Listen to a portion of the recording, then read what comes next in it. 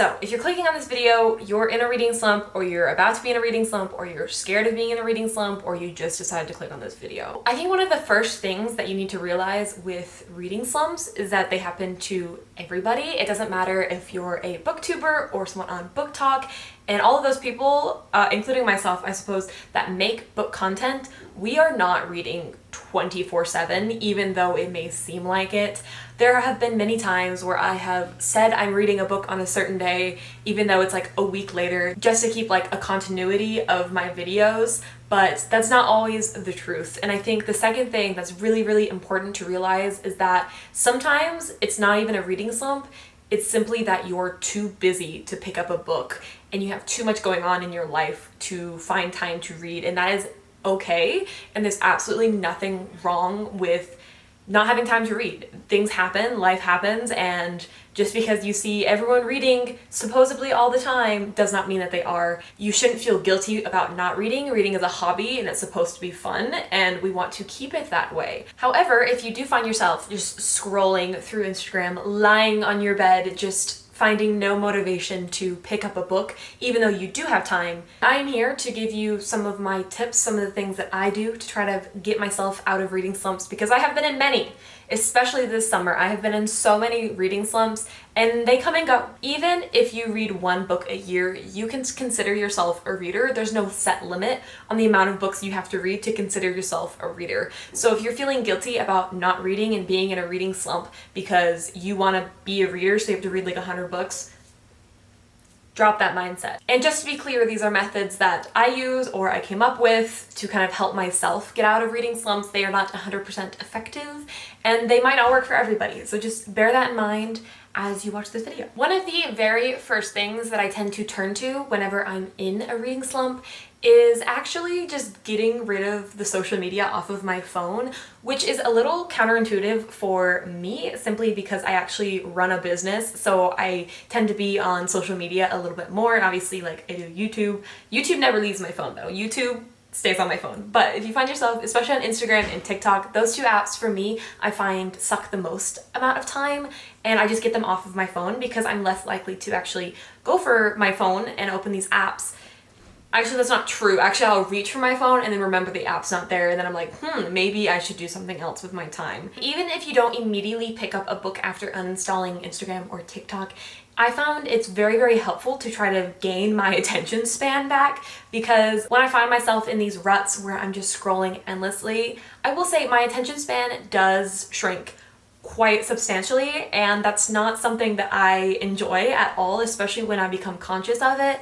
Anytime I try to open a book, I can't read more than 5 pages without getting distracted by something or losing focus or just getting bored because I'm not getting constantly stimulated. And so by eliminating those platforms off of my phone to kind of reorient myself to a normal attention span has been very, very helpful. However, I understand that not everyone wants to just like delete the apps off of their phone, or you might be in a similar situation like me where you do business on the platforms, or that's just like the platforms that you connect with your friends on, and that's totally okay. But I think setting timers and just being conscious about how much time you spend on those platforms might help to realize that, wow, I just spent an hour scrolling on TikTok. I could have used that hour for reading. But again, there's nothing wrong with splitting your time between social media and reading. And this isn't some essay to discuss the negative impacts of social media or anything like that. It's just a good tip to try to maybe get it off your phone and only use it on your computer or your iPad,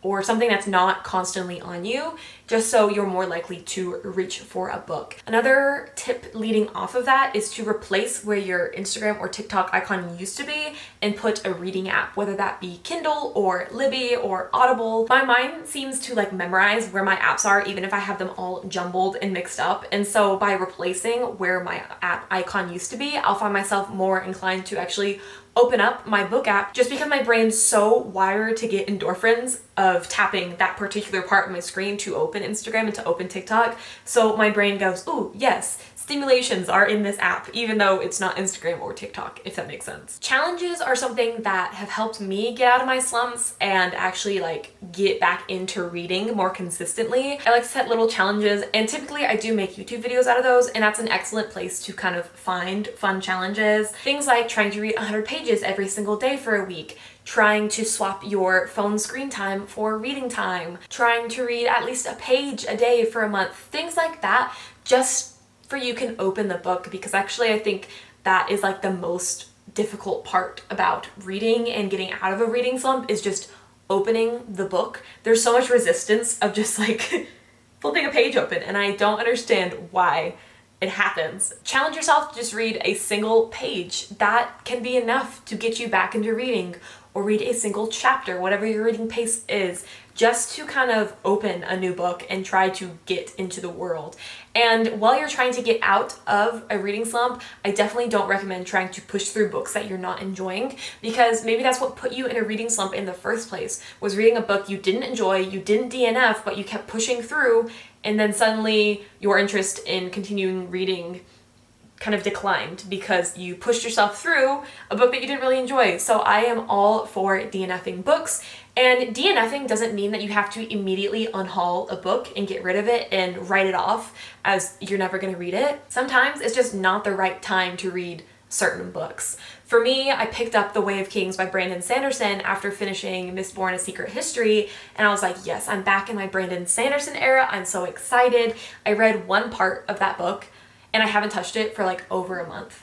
And yes, I DNF'd it, but that doesn't mean that I'm not gonna return to it, because like, look behind me. That's like the entire series, well, of what's released right now, and I'm not gonna just not read them ever. But I just realized at the time, high fantasy was not what I wanted to dive into, and I ended up diving into some contemporary books to get myself back in the flow. So sometimes it might not exactly be a reading slump, you just might be reaching for the wrong genre, which is why you can't seem to get into any book that you try. So definitely, I'm a pro DNFer.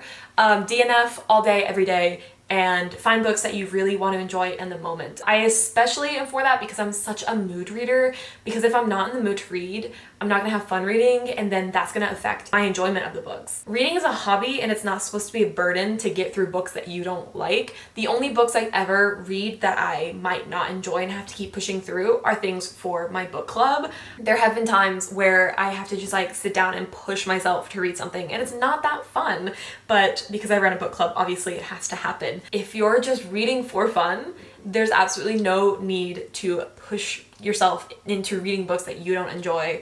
And even like countering off of that, if it is a book that a lot of people have enjoyed and you're not enjoying, that doesn't mean that you have to enjoy it as well. It might not be for you.